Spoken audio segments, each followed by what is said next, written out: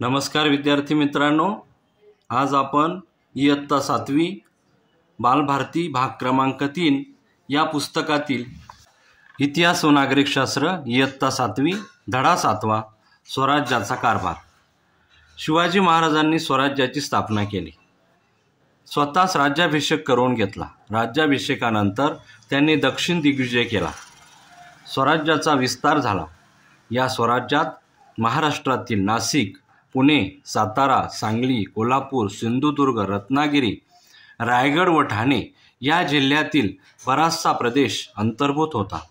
तसेच कर्नाटक, आंध्र प्रदेश आणि तामिळनाडू राज्यातील काही भाग स्वराज्यात समाविष्ट झाला होता. अशा रीतीने विस्तारत गेलेला स्वराज्याचा कारभार सुरळीतपणे व्हावा, त्यामध्ये लोकांचे कल्याण साधले जावे, यासाठी महाराजांनी स्वराज्याची घडी बसवली. याविषयीची माहिती आपण आता घेणार आहोत. सर्वप्रथम शिवाजी महाराजांचे अष्टप्रधान मंडळ आपण बघू. महाराजांनी राज्याभिषेकाच्या प्रसंगी अष्टप्रधान मंडळ नियुक्त केले. राज्यकारभाराच्या सोयीसाठी त्यांनी 8 खात्यामध्ये विभागणी केली. प्रत्येक खात्यासाठी एक प्रमुख नेमला. 8 खात्यात 8 प्रमुख मिळून अष्टप्रधान मंडळ बनले. या प्रमुखांची नेमणूक करणे किंवा त्यांना त्यांच्या पदावरून दूर करणे हा महाराजांचा अधिकार होता. आपापल्या खात्याच्या कारभारासाठी हे प्रमुख महाराजांना जबाबदार होते. शिवाजी महाराजांनी गुण व कर्तव्य पाहून अष्टप्रधान मंडळाची निवड केली. त्यांना इनामे, वतने किंवा जहागिरी दिली नाही. रोख पगार मात्र भरपूर दिला. शेतीविषयीची धोरणे. शेती हा खेड्यातील मुख्य व्यवसाय होता. महाराज शेतीचे महत्त्व जाणत होते. त्यामुळे त्यांनी शेतकऱ्यांच्या हिताकडे लक्ष दिले. त्यांनी अण्णाजी दत्तो या आपल्या कर्तबगार व अनुभवी अधिकाऱ्यावर जमीन महसुलाची व्यवस्था लावण्याची जबाबदारी सोपवली होती.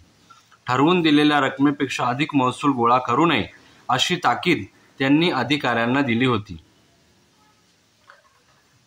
पडीक जमिनी लागवडीखाली आणण्यासाठी उत्तेजन देणे. अतिवृष्टी व अवर्षणामुळे पीक हातचे गेले किंवा शत्रू सैन्याने गावचा प्रदेश उद्ध्वस्त केला तर अशा सर्व प्रसंगी गावकऱ्यांना शेतसारा व इतर कर यामध्ये सूट देण्यात यावी, हा त्यांचा आदेश होता. तसेच अशा प्रसंगी शेतकऱ्यांना बैलजोड्या, नांगर आणि पेरणीसाठी चांगली बियाणे पुरविणे अशी त्यांची अधिकाऱ्यांना आज्ञा होती.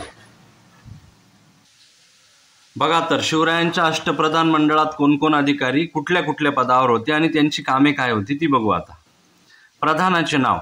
पहिले होते मोरो त्रिंबक पिंगळे. त्यांचे पद होते प्रधान.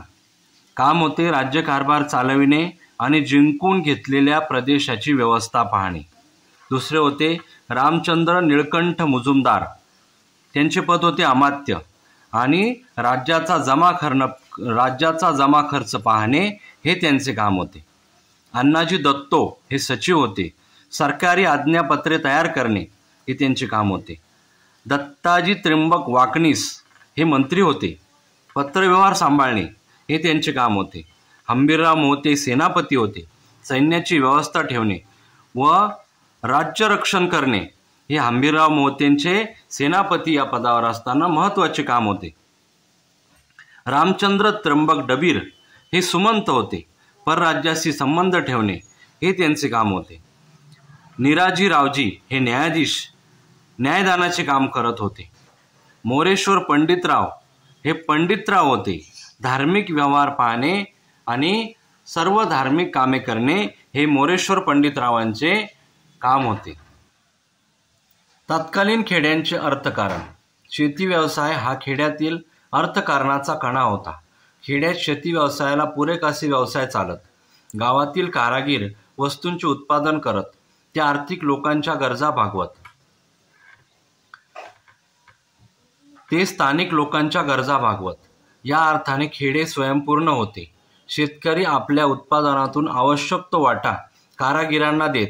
या वाट्यास बलूत असे म्हणत. व्यापार व उद्योग. पेपरला येईल बरं का. या वाट्यास बलूत म्हणत. बलूत कशाला म्हणायचे हे पेपरला येईल, लक्षात घ्या. व्यापार व उद्योग व्यापार वृद्धीशिवाय राज्य भरभराटीस येत नाही हे महाराजांनी ओळखले होते. व्यापारामुळे नवीन नवीन व गरजेच्या वस्तू राज्यात येतात. वस्तूंची मुबलकता वाढते, व्यापार वाढतो, संपत्तीत भर पडते. साहुकार म्हणजे राज्याची व राजश्रीची शोभा हे आज्ञापत्रातील वर्णन महाराजांचा व्यापाराकडे पाहण्याचा नेमका दृष्टिकोन स्पष्ट करणारे आहे. साहुकार या शब्दाचा अर्थ व्यापारी असा अर्थ आहे. स्वराज्यातील उद्योगांना संरक्षण देण्याचे महाराजांचे धोरण होते. त्याचे उत्तम उदाहरण म्हणजे मिठाचा उद्योग होय. त्यांनी कोकणातील मीठ उद्योगांना संरक्षण दिले. त्यावेळी पोर्तुगीजांच्या ताब्यातील प्रदेशातून स्वराज्यात मिठाची आयात मोठ्या प्रमाणात होत असे. त्यामुळे कोकणातील स्थानिक मिठाच्या विक्रीवर प्रतिकूल परिणाम होतो हे ध्यानात येऊन महाराजांनी पोर्तुगीजांच्या प्रदेशातून स्वराज्यात येणाऱ्या मिठावर मोठी जकात लावली. पोर्तुगीजांकडून येणारे मीठ महाग होऊन त्यांच्या आयातीत घट व्हावी आणि स्थानिक मिठाची विक्री वाढावी या मागचा हेतू होता. लष्करी व्यवस्था. महाराजांच्या लष्कराची विभागणी 2 भागामध्ये होती. एक पायदळ आणि दुसरे घोडदळ. पायदळात हवालदार, जुमलेदार असे अधिकारी असत. पायदळाच्या प्रमुखास सरनौबत म्हणत. तो पायदळातील सर्वोच्च अधिकारी होता. घोडदळात 2 प्रकारचे घोडेस्वार होते. एक शिलेदार आणि दुसरे मार्गीर. शिलेदारांकडे स्वतःचा घोडा व स्वतःची हत्यारे असत, तर बारगीराला सरकारकडून घोडा व हत्यारे दिली जात. घोडदळात बारगीरांची संख्या अधिक होती. घोडदळातही अधिकाऱ्यांच्या श्रेणी पायदळासारख्याच असत. सरनौबत हा घोडदळातील सर्वोच्च अधिकारी होता. नेतोजी पालकर, प्रतापराव गुजर, हंबीरराव मोहिते असे काही महाराजांच्या घोडदळातील सरनौबत प्रसिद्ध होते.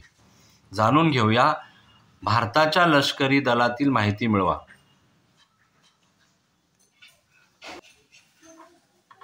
हेर खाते. स्वराज्याचे शत्रूपासून संरक्षण करणे आवश्यक होते.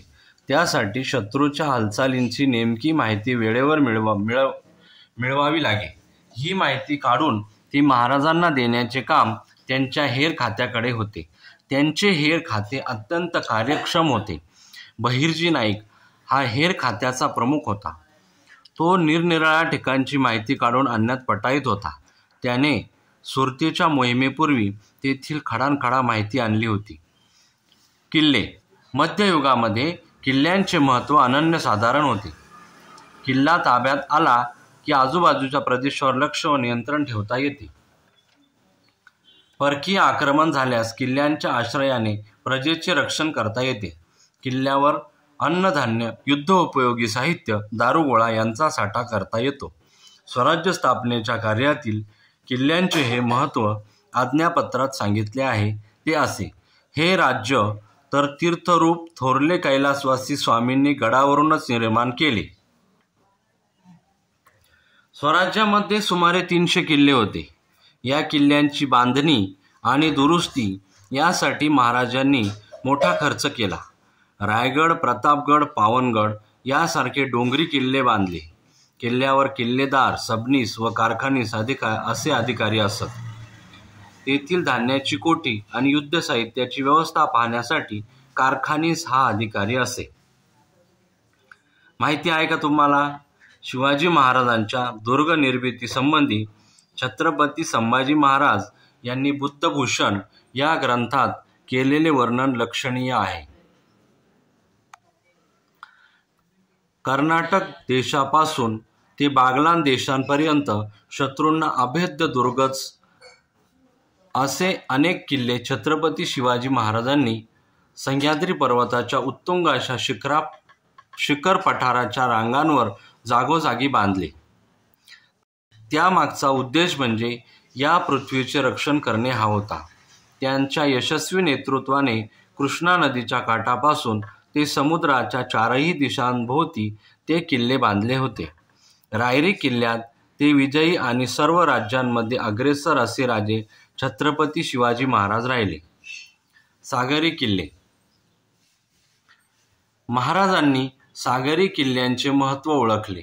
त्यांनी बांधलेल्या जलदुर्गांपैकी मालवणचा सिंधुदुर्ग हा उत्कृष्ट सागरी किल्ला आहे.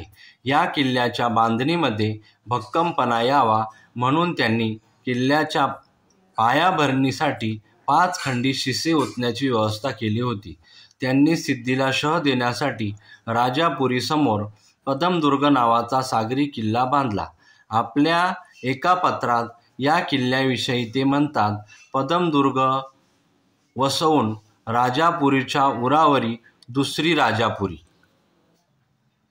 आरमार भारताच्या पश्चिम किनारपट्टीवरील गोव्याचे पोर्तुगीज, जंजीचे सिद्दी तसेच सुरत व राजापूर येथील इंग्रज वखारवाले हे शत्रू स्वराज्य विस्ताराच्या कार्यात अडथळा आणत. या अडथळ्यास पायबंद घालणे आणि पश्चिम किनारपट्टीचे रक्षण करणे याची आवश्यकता होती. यासाठी महाराजांनी आरमार उभे केले. ज्याच्या जवळ आरमार त्याचा समुद्र हे त्यांनी ओळखले. महाराज दूरदर्शी होते. महाराजांच्या आरमारात विविध प्रकारची 400 जहाजे होती. त्यातील गुराब, गलबत व पाल ही लढाऊ जहाजे होती. कल्याण भिवंडीची खाडी, विजयदुर्ग आणि मालवण येथे जहाजे बांधली जात. मायनाक, भंडारी व दौलत खान हे त्यांच्या आरमाराचे प्रमुख अधिकारी होते. हे जहाजांचे 2 प्रकार महाराजांच्या आरमारात होते. पहिला आहे गुराब आणि दुसरा आहे गलबत. प्रजेच्या हिताची काळजी. धड्याच्या शेवटच्या टप्प्यात आपण आहोत. धड्याचं वाचन जवळपास पूर्ण होत आलेलं आहे. तुम्हाला हा व्हिडिओ आवडलास तुमच्या मित्रांना नक्की शेअर करा, लाईक करा, आमच्या चॅनलला सबस्क्राईब करा. तर आपण बघतोय प्रजेच्या हिताची काळजी. इतर राजाप्रमाणे शत्रूच्या ताब्यातील प्रदेश जिंकावेत आणि तिथे आपले वर्चस्व निर्माण करावे एवढी मर्यादित आकांक्षा बाळगून महाराजांनी कार्य केले नाही.